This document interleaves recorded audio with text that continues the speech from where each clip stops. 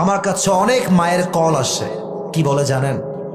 বলে হুজুর আমার চেয়ে কত ভালো ছিল আগে, কোথাকার কোন মেয়ে আসলো, তার সাথে রিলেশন করলো, এখন সে আমাকে চেনেই না, বাবাকে চেনেই না। শুধু প্রেম নয়, অনেক যুবক বিয়ের মতো হালাল কাজ করেও বউকে পেয়ে তার মাকে ভুলে যায়। আব্বা আম্মার মূল্য কত বেশি এখন আছে তো টের পাও না। যখন 3.5 হাত মাটির কবরে যাবে আব্বা আম্মা, তখন বুঝবা পুরো দুনিয়ায় হচ্ছে স্বার্থপর মানুষ দ্বারা ভরে গিয়েছে। এখন তো সবাই তোমারে কয় আই লাভ ইউ, মাশাআল্লাহ তুমি অনেক ভালো ছেলে, অনেক ভালো। কেন? আব্বা বেঁচে আছে, মা বেঁচে আছে।